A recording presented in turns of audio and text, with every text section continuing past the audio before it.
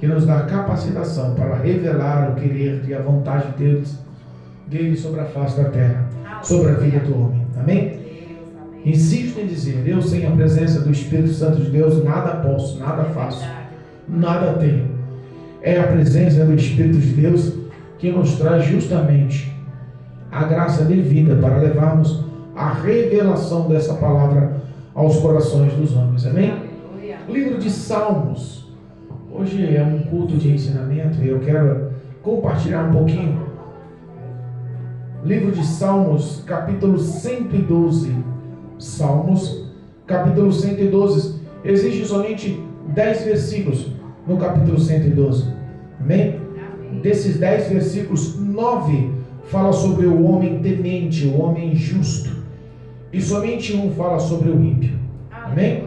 É muito comum a Bíblia dar vertentes sempre nos dois lados. O caminho que é certo, o caminho que é errado. O caminho do bem, o caminho do mal, o caminho das trevas, os caminhos da luz, o caminho do céu, o caminho do inferno.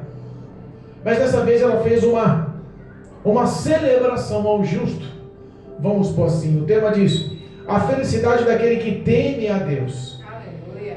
A felicidade acrescentou aí 9 versículos do que se engloba, ou do que se encaixa a vida do homem justo, do homem temente a Deus. Aleluia. E um só fala sobre o ímpio, a recompensa do mal.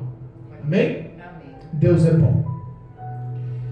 O livro de Salmos é muito além. O livro de Salmos é considerado o livro mais lido. O livro de Salmos é o livro que nos completa. É o maior livro da Bíblia. Amém? Vamos ler a mensagem e vamos ver o que Deus tem a falar conosco. Amém? Versículo 1 do capítulo 112, o tema: a felicidade daquele que teme a Deus. Louvai ao Senhor, bem-aventurado o homem que teme a Deus, que em seus mandamentos tem grande prazer. A sua descendência será poderosa na terra, a geração do justo será abençoada. Fazenda e riquezas haverá na sua casa, e a sua justiça permanece para sempre. Aos justos nasce luz nas trevas. Ele é piedoso, misericordioso e justo. Bem irá ao homem que se compadece e empresta. Disporá as suas coisas com juízo. Na verdade, nunca será abalado. O justo ficará em memória eterna. Não temerá maus rumores. O seu coração está firme, confiando no Senhor. O seu coração bem firmado não temerá, até que ele veja cumprido o seu desejo sobre os seus inimigos. É liberal, dá ao necessitado. A sua justiça permanece para sempre, e a sua força será exaltada em glória. O ímpio verá isto e se enraivecerá, rangerá os dentes e se consumirá. O desejo dos ímpios perecerá. Amém? Amém. Louvado seja Deus. Repara que o tema é um tema extremamente prazeroso em ouvir. É um tema prazeroso em se entender. Mas existe uma pergunta: será que se enquadramos? Será que os nossos feitos modelam esse versículo? Será que as nossas ações estão envoltas na vontade desse salmista? O livro de Salmos é um livro, vamos pôr assim, o mais conceituado para quem está em dependências de buscar a Deus. Repara que o livro de Salmos ele é procurado e ele é lido em todos os setores da nossa vida. Se você está numa guerra espiritual, você corre para o livro de Salmos. Se você está numa fase de regozijo, de felicidade, de culto, de agradecimento, você corre para o livro de Salmos. Se você está triste, você corre para o livro de Salmos. Se você está feliz, você também corre para o livro de Salmos. O livro de Salmos é uma recomendação aplicação em todos os setores. O livro de Salmos é aquele que foi feito para nós e por nós. Parece que o livro de Salmos ele foi elaborado com poesia e melodia para completar o que nos falta. O livro de Salmos nos mostra o poder do Evangelho, do Velho ao Novo Testamento. É uma verdade que não se apaga, promessas, e feito por grandes homens, escrito por grandes homens, desde Moisés a Davi e a muitos outros, Salomão. Nós entendemos que os 150 capítulos de Salmos enquadra e torna o livro de Salmos o maior da Bíblia. Nós entendemos que até o maior capítulo da Bíblia também está em Salmos. Nós entendemos que toda a sabedoria implantada por Salomão da parte de Deus veio a se expressar no livro de Salmos. Aleluia. E nós estamos aqui justamente para entender um pouquinho o que representa ser um homem temente. Porque o homem que é completo, ele só pode ser completo se ele tem Deus na vida. O homem e a mulher aqui, quando falamos homem, deixamos bem claro que é o homem e a mulher, a representação da expressão da humanidade, entra como homem. Mas o homem, ele só pode ser completo tendo verdadeiramente temor no coração. O homem só pode ser feliz quando ele teme ao Senhor. O homem só pode ser vívido, cheio de paz e felicidade quando ele realmente tem a presença através do temor ao Espírito de Deus no coração. Aleluia. Amém? Glória a Deus. Nós temos aqui o versículo 1 que enfatiza, em algumas descrições, se formos ler através do contexto da Bíblia King James, o primeiro versículo aqui está dizendo louvai ao Senhor. No contexto da Bíblia King James está dizendo assim, ó, aleluia. Eita Deus. A primeira palavra desse versículo já entra como aleluia. Glória a Deus. Ou louvai ao Senhor. O aleluia é uma frase universal. É uma palavra universal, é um entendimento universal em qualquer país do planeta. Se você falar aleluia, todos vão entender. E espiritualmente, os judeus entendem que a palavra aleluia, ela vale como 1000 glórias a Deus. Aleluia, meu Deus. Que poderoso. Meu Deus. Começa aqui, aleluia, bem-aventurado é o homem que teme ao Senhor. Bem-aventurado é o homem que teme ao Senhor e que em seus mandamentos tem prazer. Agora, o que nós possamos entender com a glorificação e com o temer ao Senhor? Muitos hoje entendem o que é temer de uma forma religiosa. E o temer que nós queremos expressar é o temer do Evangelho, do cristianismo. A pessoa que é religiosa, ela tem no coração o seguinte: eu temo a Deus, por isso eu sou aceito e bem-vindo. O cristianismo, a versão do Evangelho de Cristo já bota aquele que teme a Deus é porque não quer desagradar, é porque o ama. O temor é o princípio da sabedoria. Salomão nos expressa em Provérbios que o temor é o princípio da sabedoria. E um homem que é sábio, ele entende que o que Deus quer não é que você tema Ele por medo, apesar que é encaixado esse foco também. Podemos levar em consideração temer. Mas como assim? Podemos. Ele é o Deus que faz o bem, que ama, mas também a Bíblia nos ensina em Isaías que Ele faz o mal e castiga. Ele é um Deus que projetou tudo nos céus e na terra para o bem do homem, mas Ele é um homem que faz o bem e também o mal. E se nós fôssemos se comparar o homem mais poderoso, mais influente, mais forte, mais eloquente, com o maior apoio da humanidade perto da presença de Deus, ele não é nada. É como um grão de areia perdido em alto mar. Ele não tem nenhum tipo de autoridade para ser comparado em nada com Deus. Aleluia. A soberania e o poder que há em nosso Deus é incomensurável. Aleluia. Não existe como comparar. Eu ouvi uma conversa dizendo, um ateu chegando e falando: olha, Deus não existe. Deus não existe. Esse negócio de Deus é mentira. Deus não existe. Prova para mim que Deus não existe. E aí um homem, um pastor convertido, cheio do temor, cheio da sabedoria, cheio da graça, concordou com ele. Realmente, eu concordo com você. Você é ateu, eu sou pastor, mas eu concordo com você.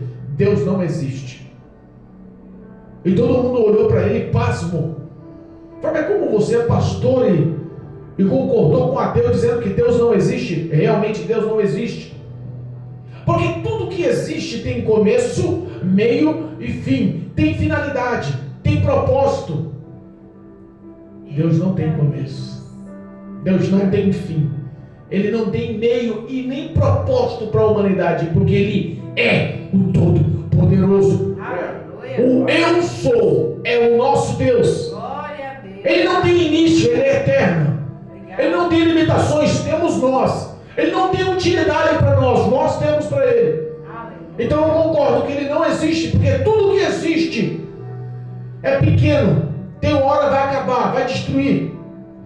Ele pegou um celular na mão e falou assim: olha, esse celular teve um começo.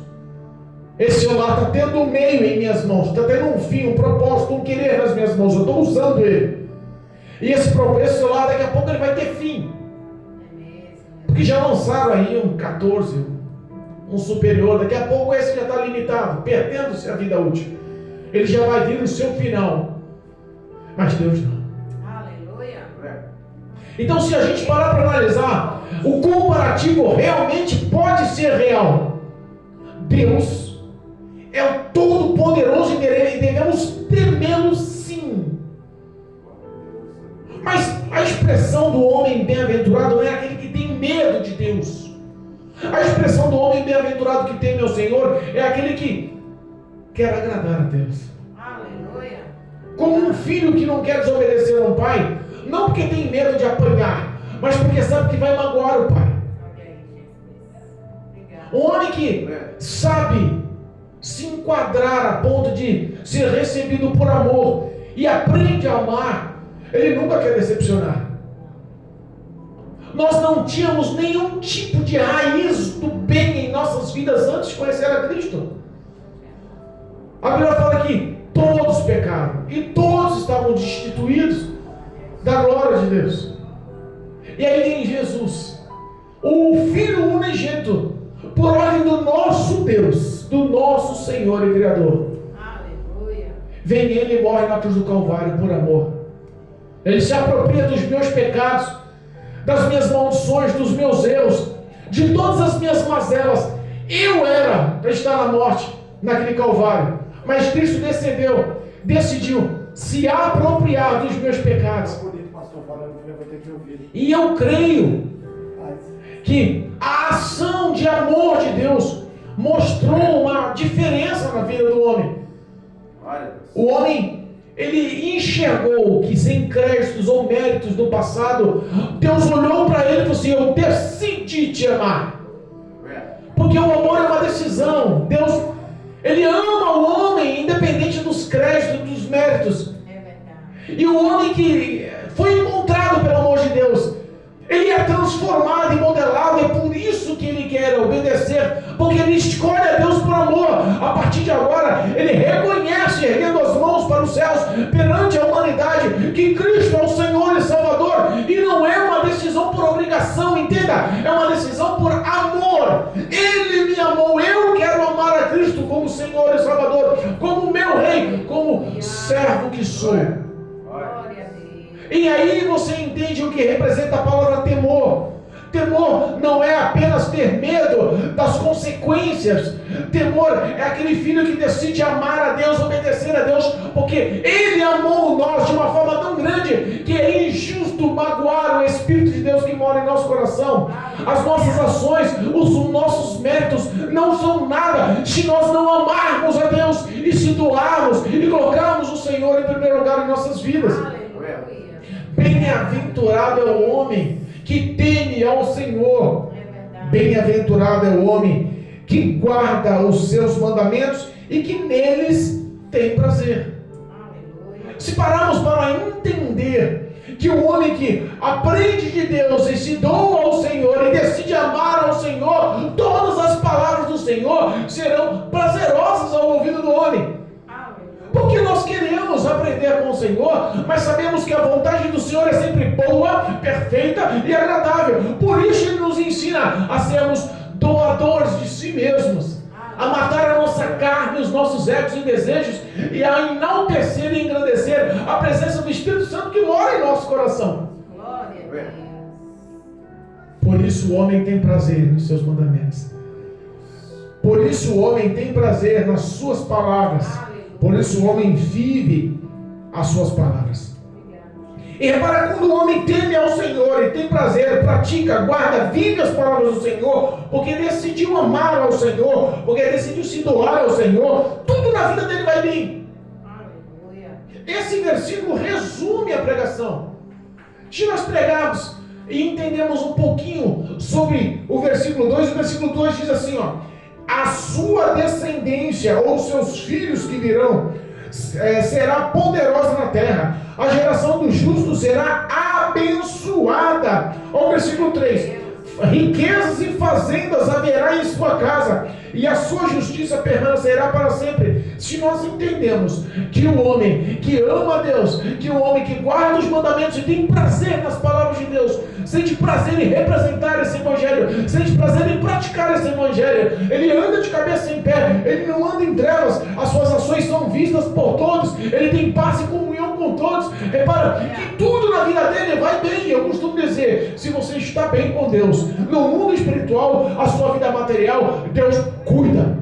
E é o significado do próximo versículo: os meus filhos serão abençoados, porque hoje eu planto uma boa ação, planto o meu amor, planto a minha dedicação, planto a minha obediência, planto a minha fidelidade. E quando Deus, Ele enxerga na vida do homem o sacrifício pela verdade, Ele abençoa não só a vida do homem. A Bíblia fala que as bênçãos e a graça do Senhor, ela alcançará até 1000 gerações.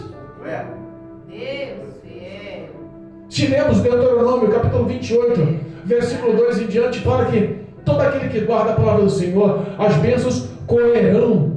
Lembra das promessas de bênção? As bênçãos correrão atrás da gente, correrão atrás do homem fiel, correrão atrás dos seus filhos.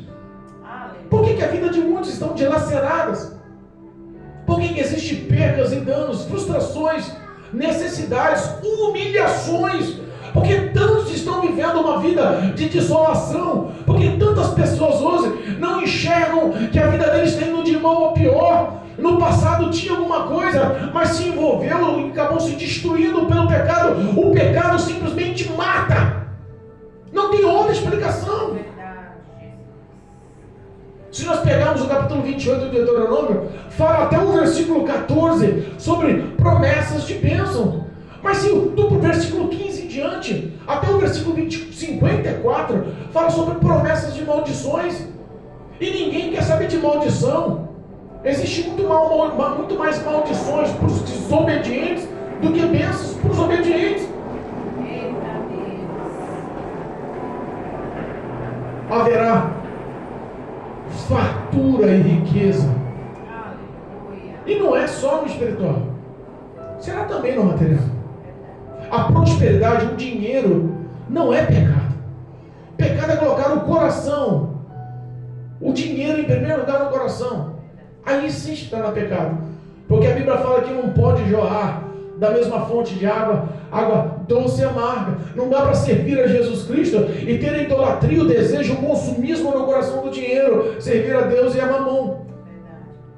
O que o salmista está nos explicando essa noite é que o homem que teme ao Senhor, ele é bem-aventurado porque ele guarda os mandamentos com prazer, com alegria. Ele é um homem que teme ao Senhor porque ele vive os mandamentos com prazer. E todas as vezes que ele faz isso, toda a história da vida dele muda. Repara, se você parar para pensar, quando um peca, geralmente a sua família padece. Mas quando um é abençoado, geralmente a família também é abençoada. Aleluia, dessa forma, Jesus. Geralmente as nossas ações podem contaminar os que estão ao redor. Lembra de Jonas? Jonas recebeu uma ordem de Deus, vai lá para Nínive e anuncia minha palavra. Jonas falou assim, não vou não, aquele povo é mau, já tem um passado ruim, mataram minha família, aquele povo é sanguinário, eu sinceramente quero que só destrua mesmo, e eu não vou para lá não. Não te quer Nínive, para a direita, eu vou para a esquerda, vou lá. Desceu para a cidade portuária de Jope, pegou uma embarcação para Tarsis, sentido oposto, porque ele decidiu desobedecer. Olha só, o que tinha a ver o capitão e os marinheiros daquele navio? Meu Deus. Nada a ver. A desobediência de Jonas quase matou todo mundo. Houve percas, prejuízos, quase afundou o navio, todos encheram de temor. Ficaram com medo de jogar Jonas na água com a consequência das ações de Deus, de castigá-los. Olha só como tudo acontece. Se você é um homem fiel, na sua casa há saúde. Se você é um homem fiel, na sua casa há paz. Se você é um homem fiel, na sua casa há benevolência. Porque parece que ninguém mais quer saber de bondade, benevolência, piedade. Se você for um homem fiel, você é feliz. E você não é só feliz, você contagia a felicidade, você leva a felicidade para os seus filhos. Ensina o teu caminho, ensina o seu filho no caminho que te deve andar. Verdade, meu Deus. E mesmo que envelheça, ele jamais se desviará dele. Entenda aí. Olha só como é a conduta do homem. Lembra quando o salmista fala assim, olha, eu fui moço e hoje sou velho, mas nunca vi um justo mendigar o pão ou a sua descendência a padecer necessidades. Olha aí, Jesus. Entendeu? Se você é fiel ao Senhor Jesus, independente do que os outros pensam, porque muitos hoje não estão vindo mais para a igreja com medo do que os outros pensam, ou muitos não estão vindo mais para a igreja porque o coração está dilacerado, machucado, destruído com os feitos dos homens no passado, ou muitos não estão vindo para a igreja com medo de perder os seus bens, porque já deu uma fama na cabeça de muitos. Não, eu estou bem, se eu entrar na igreja parece que tudo vai mal, eu começo a perder as coisas. É verdade. Mas é o que eu falo, a justiça de Deus é que prevalece em todos os nossos setores. Porque existe uma coisa chamada olho de Jeová, como bolas de fogo. Ele é íntimo lá no teu coração. Você não precisa saber não, mas ele já está sabendo. Você nem lembra, mas ele já conhece o armazenamento dos seus pensamentos. E é por isso que ele conhece a verdade, a sinceridade, a raiz de fé da vida do homem. Ele conhece seus pecados, suas falhas, suas limitações, conhece. Mas ele quer investir na sua fé, na sua dedicação, na sua força de vontade. Não, Senhor, eu não posso, mas o Senhor pode por mim. Senhor, eu não tenho capacitação, mas o Senhor pode me capacitar. Senhor, eu não tenho mais força, mas o Senhor é minha força, me ajuda. Eu quero te honrar com tudo que tenho, com tudo que sou. Obrigada, Jesus. Versículo 4. Aos justos nasce a luz nas trevas. Ele é piedoso, misericordioso e justo. Aleluia. Para pensar, nasce a luz nas trevas. É assim mesmo. Que éramos no passado. Efésios capítulo 2, versículo 1 em diante, fala que nós éramos guiados por demônios. No outro tempo, toda a concupiscência da carne, os desejos da carne, eram os nossos guias. Demônios manipulavam a nossa vida e só nos levavam ao distanciamento de Deus. E aí, a graça do Senhor veio e nos alcançou. E aí mostra aqui, em meio às trevas, eu vivia em trevas. Eu sei de onde Jesus me tirou. Muitos olham para mim hoje e não imaginam, mas eu sei o fundo do poço que Jesus me tirou. Não conto meu testemunho para muitos, porque nem todos têm a capacitação de entender. Mas todos que vieram das trevas têm testemunho grandioso para estar na luz. Mas depois que o homem entra na luz, muda a vida do homem ou não muda? Está dizendo aqui que ele é piedoso, misericordioso, justo. O que aconteceu na vida do homem? Ele teve um encontro verdadeiro. A palavra é que liberta a vida do homem. A palavra de Deus é que transforma os pensamentos do homem. A palavra de Deus, ela tem uma ação sobrenatural do Espírito Santo que acaba te confrontando e você enxerga que Deus respeita a sua livre escolha, o seu livre-arbítrio, mas entenda, as consequências do seu livre-arbítrio, Ele não vai te livrar. Ele perdoa os pecados, mas a consequência dos pecados tem que passar. Que é para você entender e não mais praticar. Aleluia. Mas um homem que teme a Deus, mas um homem que guarda os mandamentos do Senhor, que tem prazer na lei do Senhor, está falando aqui que ele é piedoso, misericordioso, justo. Glória. Ele tem um coração transformado, ele tem um caráter transformado. Para ele largar o que é injusto e se tornar um homem justo, é porque Deus formulou nele caráter, identidade cristã, representante de Cristo. Aleluia. É que ele passou por uma situação, uma transformação. Toda a promessa de Deus passa por um processo chamado tempo. E é esse processo que limpa a mente do homem, o coração do homem, abre a visão espiritual do homem, que Deus toca com o braço do altar nos lábios do homem, que Deus formula na mente o coração de Cristo no homem, que Deus tira o coração incrédulo de pedra e bota um coração de carne, e que Deus bota o Espírito Santo para governar a vida do homem. A vida do homem é montada quando ele decide andar baseada a história dele, a dependência dele do próprio Deus. Mas parece que os homens estão a fim de andar com as suas forças. Ah, eu trabalho, eu tenho minha saúde, eu tenho minha família, vou lá. Deus só é Deus na hora da necessidade. Eu costumo dizer que quando o avião está caindo, todo mundo vira crente. Se o avião for despencar, Deus me ajuda! Para nós aqui, simples mortais que não anda de avião toda hora, se o pitbull pular a cerca do vizinho e cair na rua, o cara clama a Deus na hora.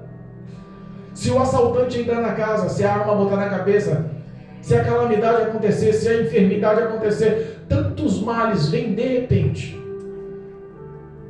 Essa semana que passou agora, eu perdi um amigo meu. Morreu de um dia para o outro. Passou mal, com dores no estômago, foi para o hospital. 9 da manhã, a esposa me ligou, pedindo oração para ele. Olha, passou mal. Não sei o que aconteceu, mas chegou no hospital, falaram que era grave. O intestino parou de funcionar. Parou de funcionar. Então dizendo que 4 da tarde ele vai entrar em cirurgia. Mas nossa, foi para o hospital de manhã, já vai entrar em cirurgia? Então é sério. Ele sentiu uma dor do nada. Ele fez a cirurgia. Ela me pediu oração no outro dia, de manhã ela me ligou, pastor, eu vou às 4 da tarde lá, que é o horário da visita, para saber como meu marido está. Mas pelo que os médicos já falaram, ele não está bem. Depois da cirurgia ele entrou em coma, ficou entubado, ele está na UTI, tem um risco de vida. E aí 4 da tarde ela me manda um áudio, pastor, o meu marido morreu às 11h30 da manhã.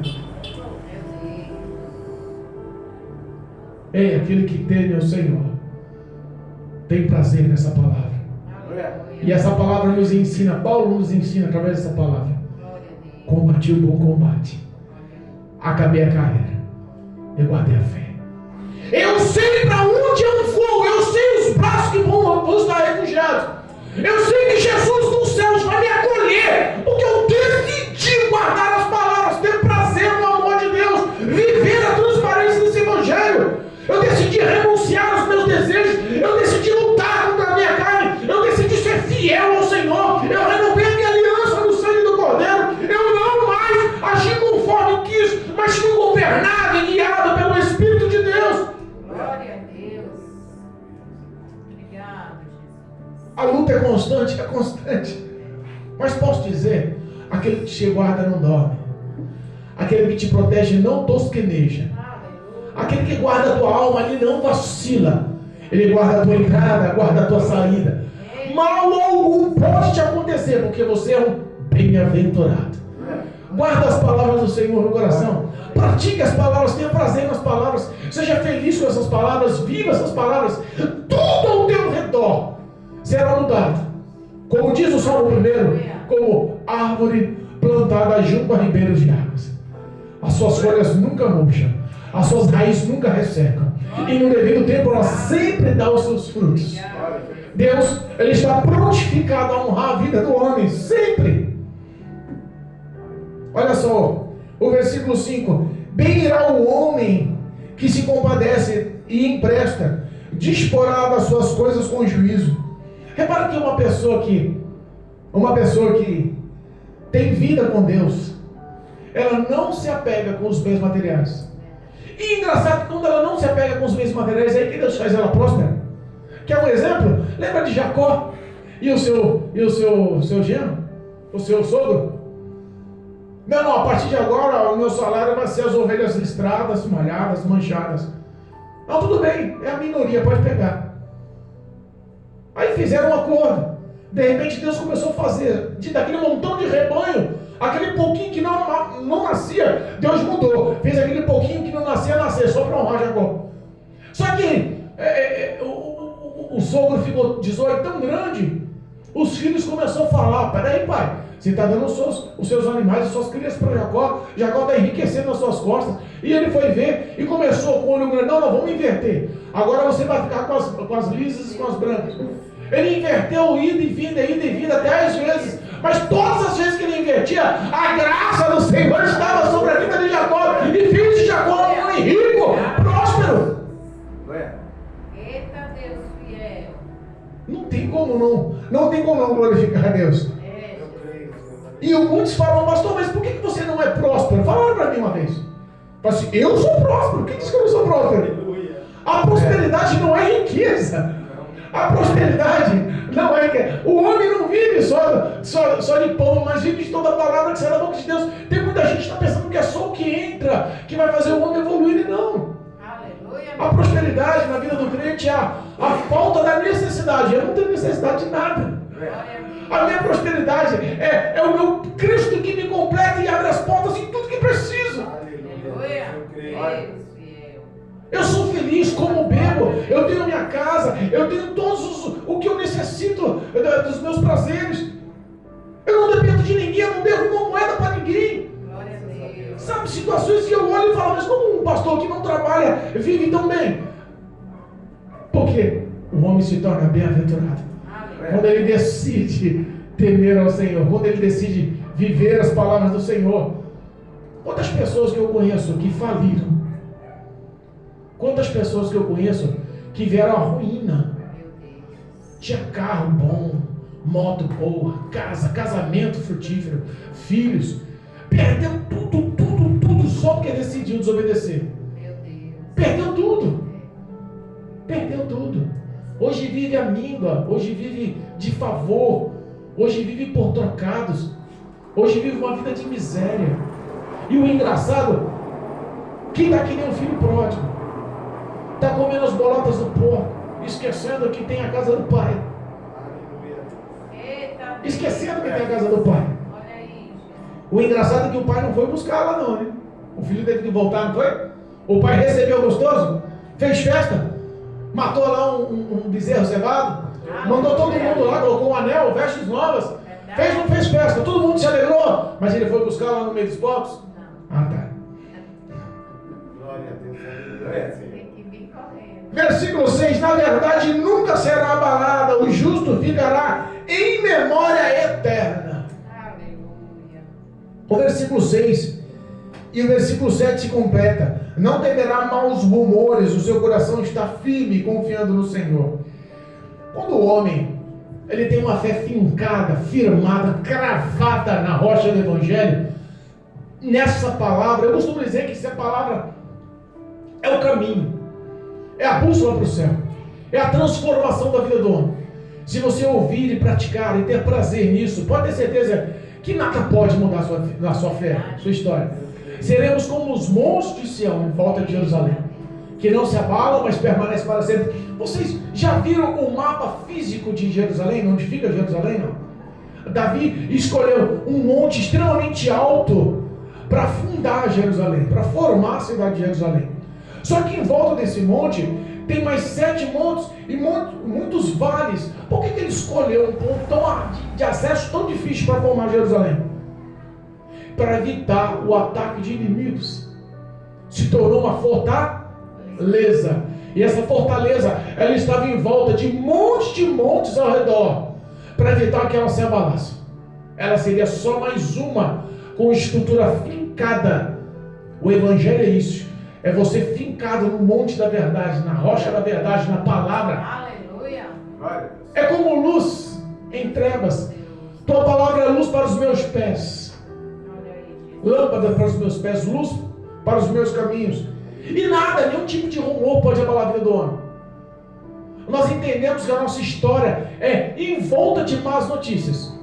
Se ligarmos a rádio, se ligarmos a internet, se ligarmos a televisão, só tem palavra destrutiva. Quantas pessoas se deixam levar psicologicamente? É que nem palavras de doença. Você vai no hospital porque machucou o dedo, chega lá, o cara faz o diagnóstico, te dá uma palavra de leito de morte, e as pessoas aceitam tudo. Eu estou doente aqui, o médico falou que eu estou com colesterol alto, estou com barriga d'água, estou com perna inchada, fala tanta coisa, você fala, Senhor da glória, eu vou morrer semana que vem. Mas aqueles que temem ao Senhor, guardam as palavras, são fiéis ao Senhor, eles jamais serão abalados por más notícias. O seu coração está firmado na verdade. Obrigado, Jesus. Aí os outros falam assim, mas pastor, isso daí é uma coisa meio louca. Não é louca não. Os nossos bisavós, passaram a vida inteira sem ir para o hospital, não tomaram uma injeção, não tomaram uma vacina. E repara, viveram até os 90, 100 anos, saudável, na roça, captando, trabalhando. As mulheres acordando 4 da manhã para preparar pão para fazer com o marido para sair para a roça. Nunca adoeceram, nunca tiveram problema. Eu tenho uma sogra que ela vai fazer 90 anos, a minha sogrinha. Pergunta se ela tem colesterol, diabetes, essas coisas. Tem nada. Não toma um comprimido, está lúcida, bem saudável. Mas se você pegar uma pessoa que não tem temor, pegar uma pessoa que vive aí no obscuro dos seus pecados e seus erros, qualquer notícia te abala.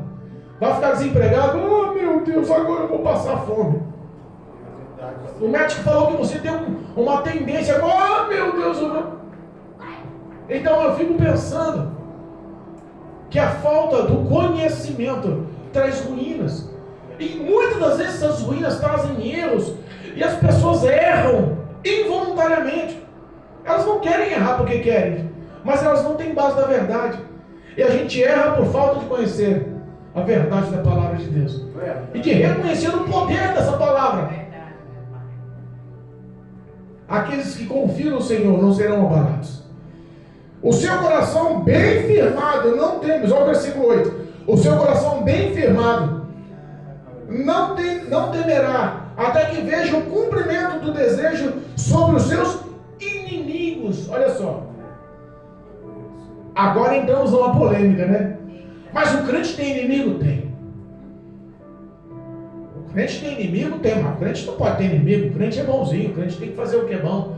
Tem que ter paz, tem que ser bondoso, tem que se viver com piedade e misericórdia. Crente com inimigo não está errado. Isso não está na Bíblia, não. Está na Bíblia. A Bíblia enfatiza com muita clareza que nós temos inimigo. Mas o nosso inimigo não é contra a carne e sangue. A nossa luta não é contra a carne e sangue.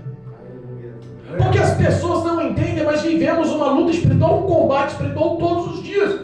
E nós só seremos satisfeitos, completos, só viveremos a glória constante quando vemos a queda dos nossos inimigos. Mas pastor, eu não entendi essa. Peraí. Vamos lá, vou repetir. O meu coração está firmado, não se abalará, até que eu veja a minha vitória, o desejo do meu coração contra os meus inimigos. Qual que é o desejo do meu coração contra os meus inimigos? Para que os demônios jamais tenham acesso de me manipular novamente. Resistir firme ao diabo, e ele fugirá de...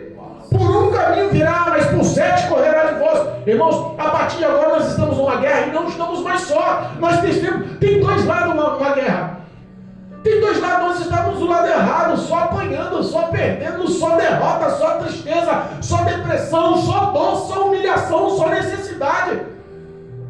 Agora nós passamos para o lado certo da guerra. O lado certo da guerra mudou a história. Aí tem o nosso Senhor e Salvador, advogado fiel, Senhor dos exércitos, Rei do Rei, Senhor dos senhores, nunca perdeu uma batalha. E a Bíblia fala que Ele vai à minha frente, Ele vai à minha retaguarda, e ainda põe anjos ao meu redor para me proteger. Como eu vou perder com a presença do Espírito Santo, governando e dirigindo a minha vida? O meu coração jamais será abalado. Pelo contrário, demônios vão ter que enxergar a glória do Senhor na minha vida, na tua vida. A presença do Espírito Santo quer transformar você como um bom soldado, apto e capaz nas trincheiras, pregando, anunciando o valor desse evangelho. Quando a gente sai dessa mesmice, decide romper com a carne, chega, eu sei o que está fazendo eu pecar. Chega, eu sei, eu vou fazer uma autoanálise assim, eu sei o que eu preciso fazer para mudar. Se eu não orava, eu vou orar. Se eu orava pouco, eu vou orar mais. Se eu estou orando e estou achando que ainda não é suficiente, eu vou orar mais ainda. O segredo do sucesso é a oração, a meditação, guardar e praticar essa palavra. Sua vida entra em santidade. Acabou. Não precisa de mais nada. Vive em santidade. 1 Tessalonicenses, capítulo 4, versículo 5 diz que a santidade vem através da oração e da leitura, da meditação, da prática dessa palavra. Da meditação da palavra. Repara aí, a sua vida só vai mudar quando você abrir o teu coração e falar: Espírito Santo, estou aqui, olha, eu quero te obedecer, eu quero ter um relacionamento com o Senhor. Me ajuda, não quero mais ser abalado. Os inimigos não podem mais ter acesso à minha vida. Chega de perder, estou sofrendo demais. Virei peteca na mão do mal, demônios não vão mais me usar. Eu quero quebrar as barreiras, mas como é que eu faço? Me ajuda, declara a sua necessidade a Deus. Declara os seus pensamentos ao Senhor. Lembra lá em Apocalipse 3, é isso que eu estou à porta aí? Bato.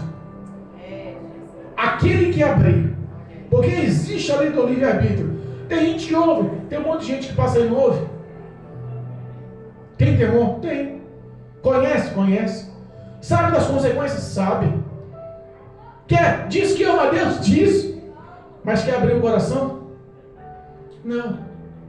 Aquele que abrir o coração, olha o que o Espírito Santo diz: eu entrarei na tua casa, no teu coração. Aleluia. Eu vou formar um banquete para você. Eu não vou entrar de mão vazia. Eu não vou entrar à toa. Eu vou fazer uma ceia com você. Eu vou ceiar com você. Eu vou levar novidades para o teu coração. Para fazer uma santa ceia, você não faz uma santa ceia, você não come e bebe numa casa suja. Então eu vou limpar teu coração.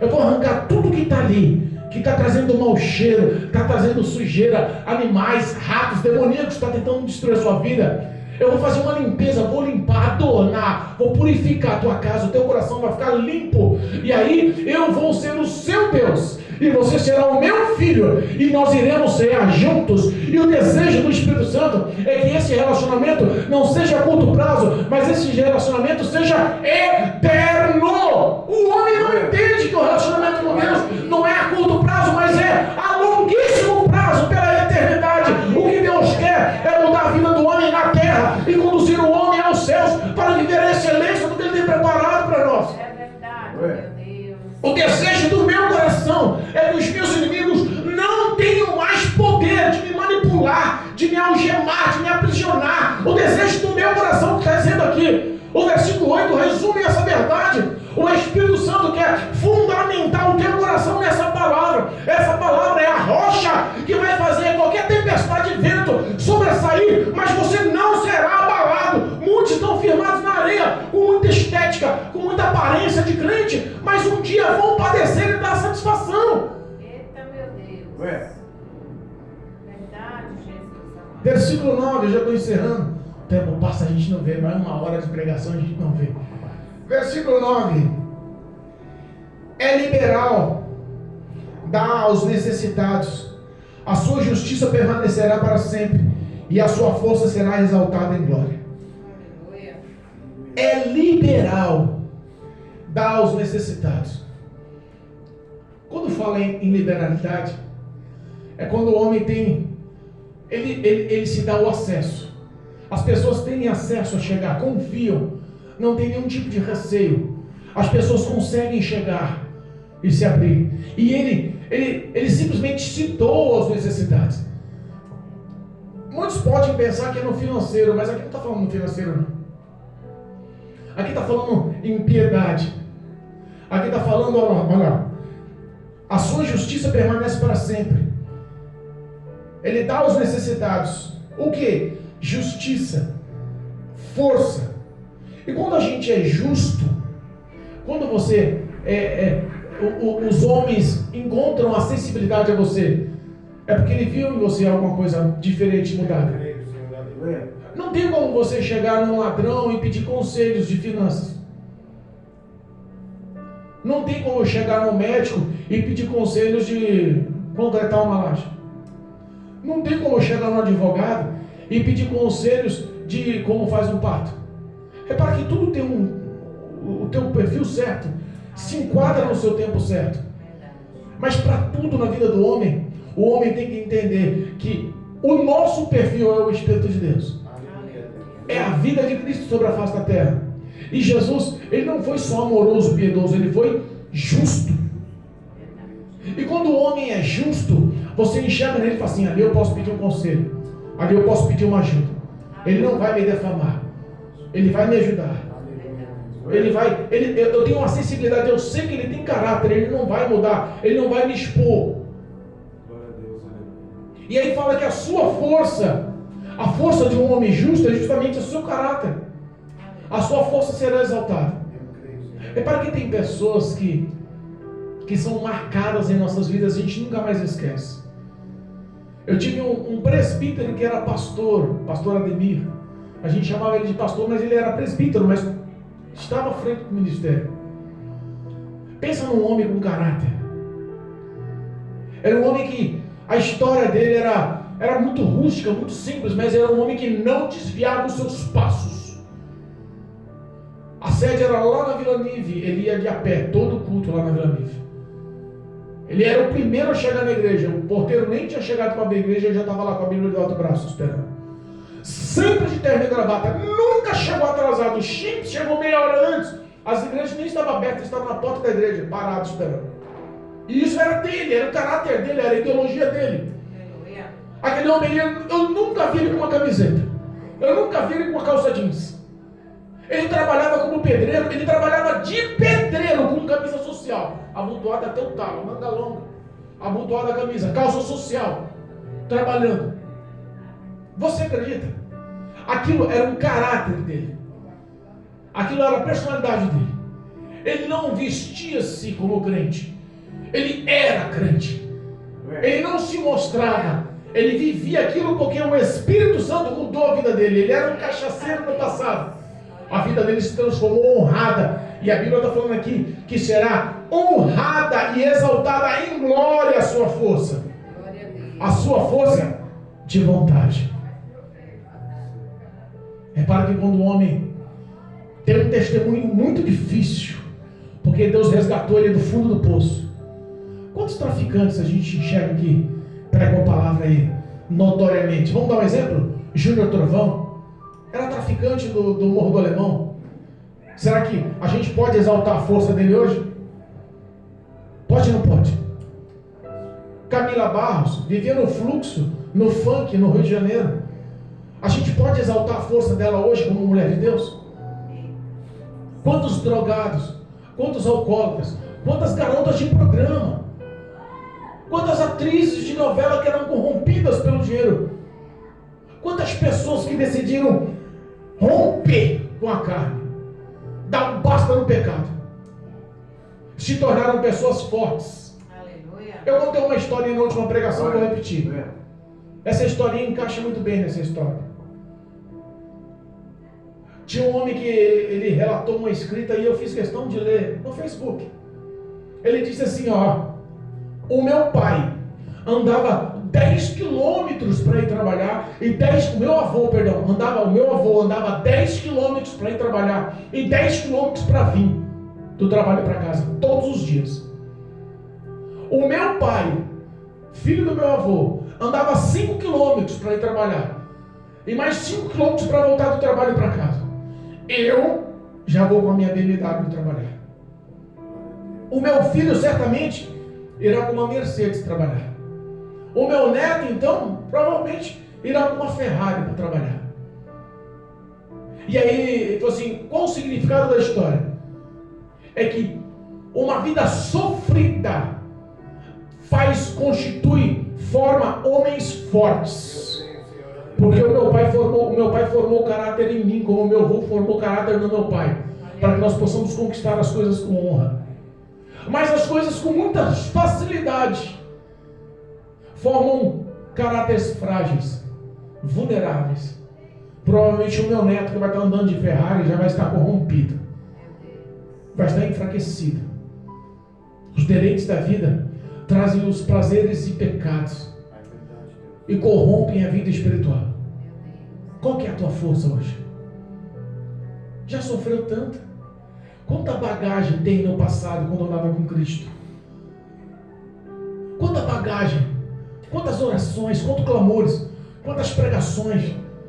Quantas vezes você louvou, pegou este microfone e quando cantou, muitas choraram, muitos se comoveram. Quantas pessoas aceitaram Jesus quando você anunciou o Evangelho?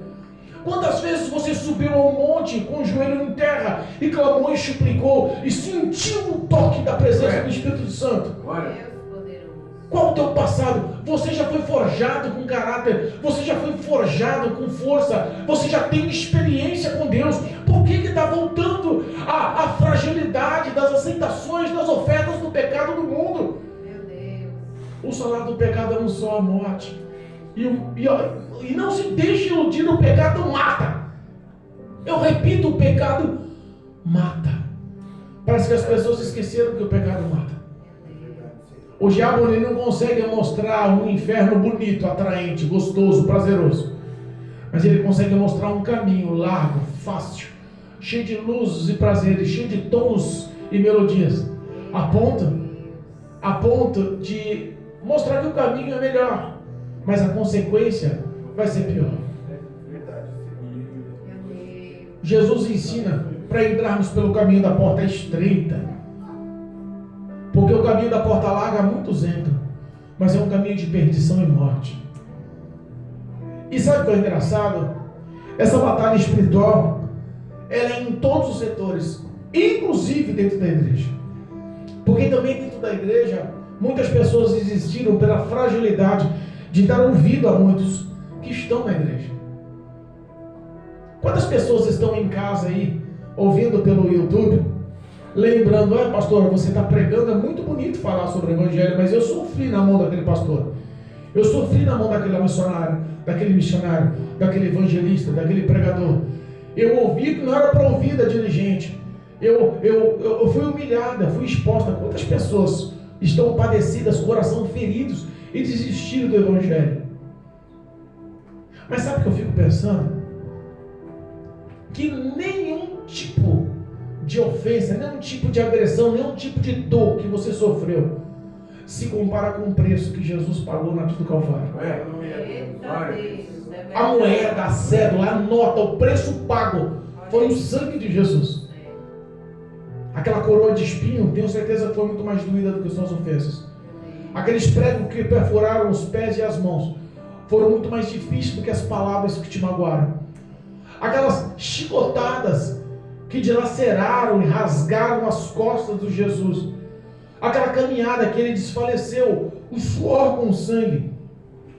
Tanta humilhação, tanto tapa, tanto soco, tanta palavra ofensiva. Ele se apropriou dos seus pecados. Foi para que você hoje não desse ouvido aos homens, mas desse ouvido a Cristo, o Espírito de Deus. Aleluia. É que convence a vida do homem para converter os caminhos do homem. Aleluia. O desejo de muitos que ainda habitam na igreja. Ainda existem muitos na igreja como ferramentas de Satanás. Pastor, é verdade isso? É. Mas é certo isso? É bíblico também. Que no meio das ovelhas existem os bodes. No meio do trigo também tem joio disfarçado, roubando a nutrição da terra para acabar com a vida do trigo. Meu Deus. E é isso que o último versículo nos fala, para dar encerramento. O versículo 10. O ímpio verá isto e se enraivecerá, rangerá os dentes e se consumirá. O desejo dos ímpios perecerá. Aleluia, Deus. Glória a Deus. Às vezes você não precisa bater de frente, confrontar o ímpio. Você só precisa fazer o que é certo. Já está confrontando. Você só precisa andar de verdade. Já está confrontando. Você só precisa ser fiel. Já está confrontando. Você só precisa ser obediente. Já está confrontando. As pessoas que andam em trevas, está lá em 1 João capítulo 1, não tem comunhão um com o outro. As ações são tão más que Deus fez a luz e as trevas, mas elas decidiram andar em trevas.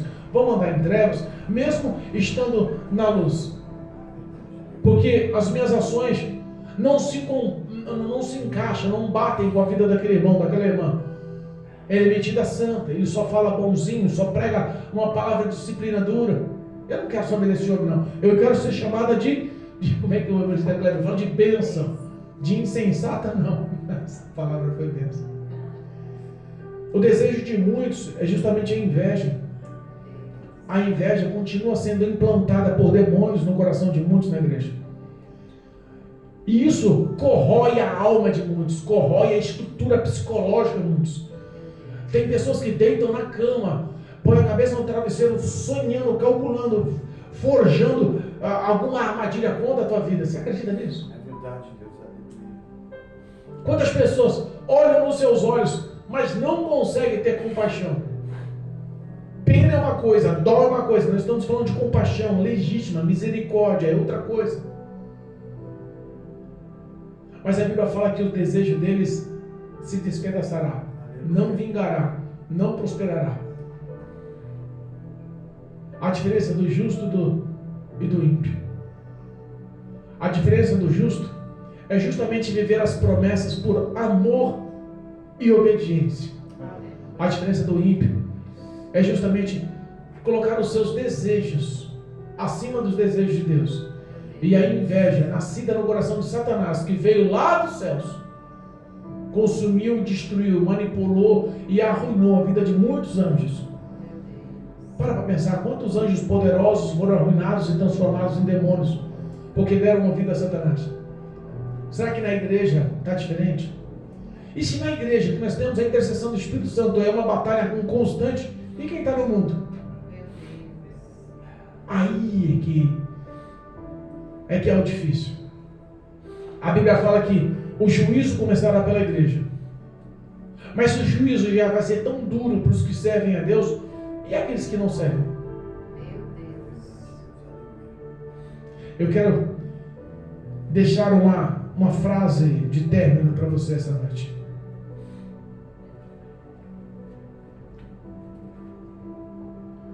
Todo aquele que me confessar perante os homens, eu o confessarei perante o meu Pai que está nos céus. Todo aquele que me negar perante os homens, eu o negarei perante o meu Pai que está nos céus. Glória a Deus, aleluia. A confissão não é uma frase, não é um som que sai da boca. A confissão é uma mudança que faz o homem ser bem-aventurado. A confissão é uma mudança que faz a primeira frase do versículo gritar aleluia, de tanta alegria. Aleluia, glória a Deus. A confissão é ação por amor, é obediência por verdade. Nós cremos que Deus, Ele tem um avivar. Deus já tem profetizado entre as nações do mundo que o Brasil seria avivado, e seria o último avivamento sobre a face da terra para a vinda do Espírito Santo arrebatar, a vinda de Jesus arrebatar, a vinda do próprio Deus arrebatar a igreja para os céus. Nós estamos vivendo os últimos segundos dos cristãos na face da terra. Buscar enquanto se pode achar, invocar enquanto está perto. Essa foi a palavra da abertura inicial.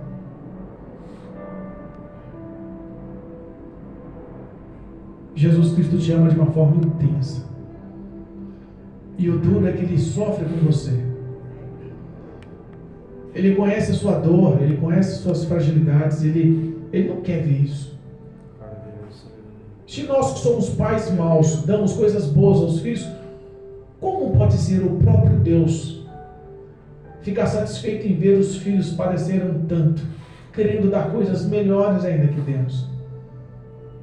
Eita, meu Deus. Existe uma oportunidade, insisto, é única, porque o amanhã não nos pertence, de renovar a tua aliança com Deus. Todos nós estamos aqui na casa, conhecemos a verdade. Alguns enfraqueceram e pararam no meio do caminho. Mas a promessa está em pé, a aliança está em pé, é só o renovo. A restituição na sua vida é certa. Aleluia. Mas depende de uma confissão. E essa confissão é a entrega da sua vida ao Espírito Santo. É o clamor, o pedido de socorro. E a Bíblia fala que Deus, Ele é presente no momento da Esse momento tem que passar na sua vida para que você reconheça a necessidade de Deus. Eu creio, Senhor, aleluia. Eu não posso obrigar mas eu posso convidar. Se alguém aqui quiser fazer uma aliança e aceitar a Cristo como Salvador novamente, nós estamos aqui prontificados para orar. E os céus vão entrar em festa. Sabe o que é engraçado que essa Bíblia, que a palavra fala nessa hora? Muitos falam que os anjos entram em festa. Não é não. Muitos falam que Deus entra em festa. Não é não. Sabe quem entra em festa? Jesus na presença dos anjos. Aleluia, glória a Deus. Declarando que valeu a pena a morte no Calvário pelaquela alma. Olha aí, Jesus é forte.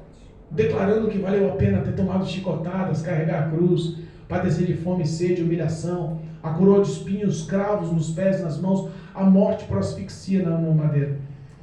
Valeu a pena tudo isso só porque ele me aceitou novamente. Eita, Deus meu. Mas não é por força ou por violência. É voluntariamente, porque Cristo ele não está afim de escravos, ele está afim de filhos. Se você quiser, as portas estão abertas. Eu quero orar por você. Se não, que Deus lhe dê uma próxima oportunidade. Em nome de Jesus. Amém? Louvado seja Deus.